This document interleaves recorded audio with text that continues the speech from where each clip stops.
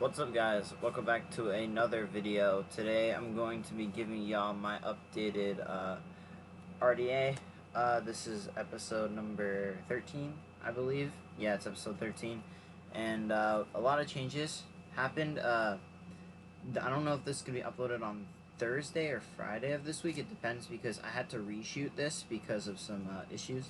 But we're making it work. If you guys hear a noise, it's because I have my AC on because it's currently midsummer time right now, pretty much. Kind of. I'm still in school for another month. But let's get into this deck profile. For it, of course, we're still on the 3 soul, 3 resonator call. In theory, you want to open soul more than call, but you want more access to soul, so that's just the thought process. 2 Gaia, 2 Stone Sweeper, 3 Bone Archfiend, of course, and the Foolish Burial. The Foolish actually does a lot for the deck, so I don't think Foolish is ever cuttable as a starter. And we're still on the Apocalypse, as it can do a lot more. It can send UV Loop and Bone. It can also send Crimson, which is why we play it. And then for our engine requirements, we're on the Catalyzer, the UV Loop, and the Red Zone. Our power combo-ish, and then our playthrough Nibiru Resonator line. And then for the Resonators, we're on 2 Vision, 1 Crimson, and 1 Synchron. We don't need more than 1 Crimson. There's so many ways to search it, and you don't always go through the Crimson line. And of course, you gotta play the Synchron and the Vision. Vision actually comes up quite a bit as discard, so you want to play at least 2 of it. And then moving on to our Centurion package, it hasn't changed. We have the Gargoyle, the Emeth, the Bonds, and the True Awakening. I cut Bonds back down to 1. At least I'm pretty sure it was at 1 in the last one. Sometimes I do forget. But we are on a new card, Burning Soul. If you guys do not know what this card does, it came in the structure deck for the structure deck that the Resonators came in, the Crimson King. You add a card from your grave to your hand, and then immediately synchro summon. This is our replacement for the Centurion field spell, because that thing's hard to find currently where I am anyway. And I just had access to Burning Soul, and I got a second one, so I'm trying it out. It does come up a lot in this deck. And then 3 Ash, 3 Veiler, 3 Nibiru, and we're on the Called By instead of the Prosperity. This is just the replacement for Prosp and Nibiru, and of course the hand traps come up at my locals, like I said in the last one.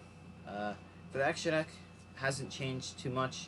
2 Red Rising, 1 Scarred, 1 Red Dragon Archfiend, 1 Q-Belt, 1 Scarlight. Scarlight comes up quite a lot now. Especially for breaking boards.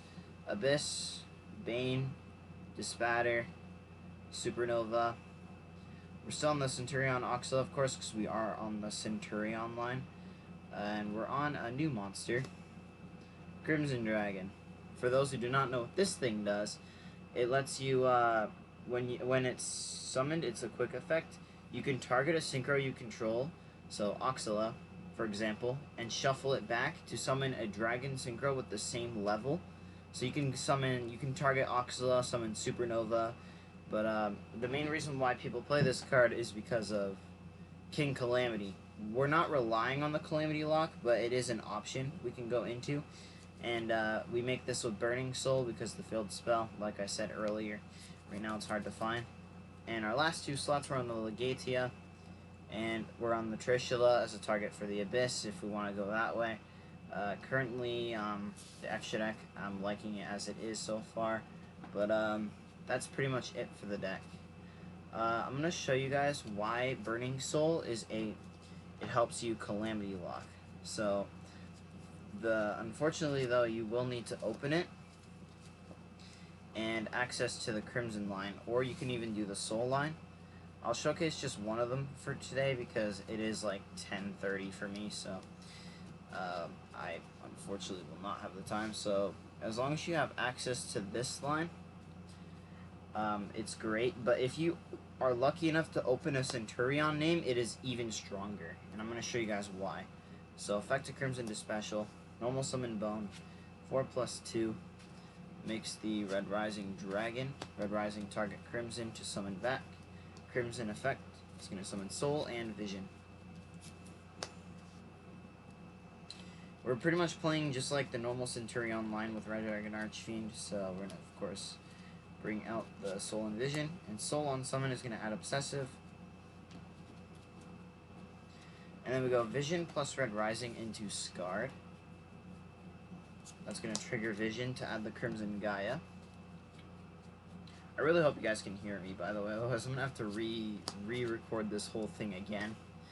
Then we're going to activate UV Loop, banish Red Rising to special summon it. And Scarred plus the UV Loop is going to make our Centurion Oxala. And its effect is going to activate to add us either, we can, it doesn't matter what we add here, so we'll just add Bonds. And then we can pop off.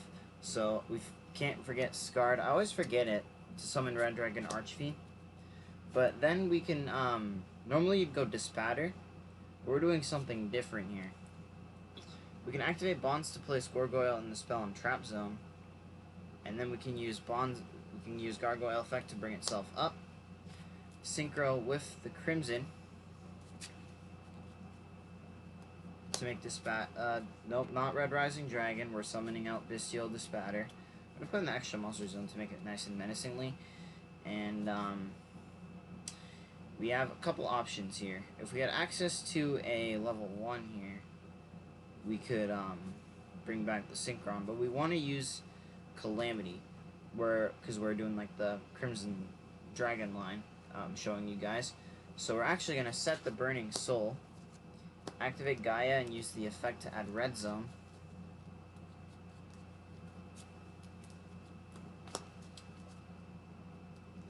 And we'd still have 2 cards in hand, remember, so we can use Bone Archfiend effect, send another card from hand to special summon itself.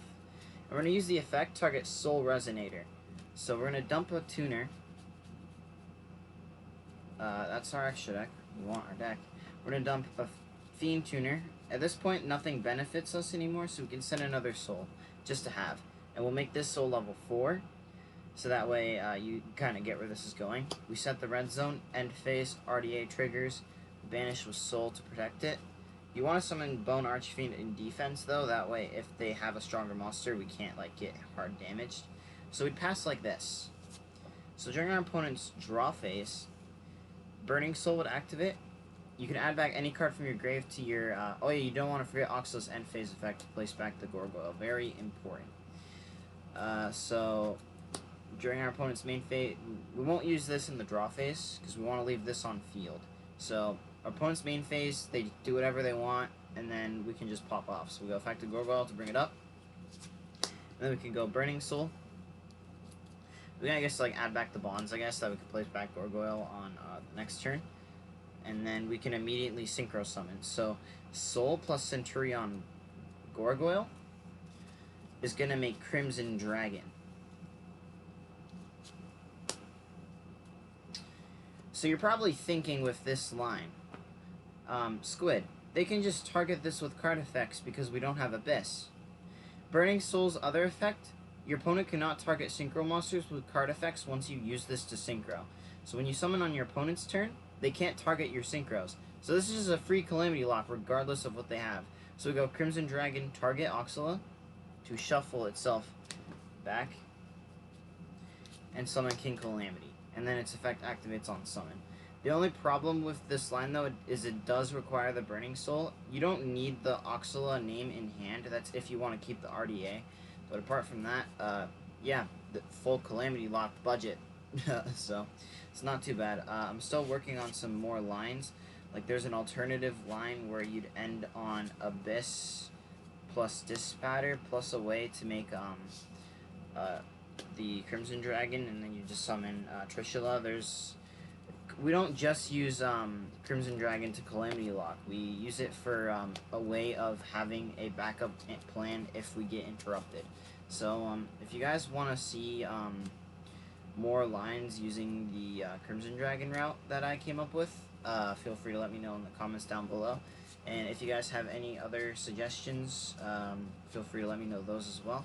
And apart from that, I will see y'all next time. Peace out.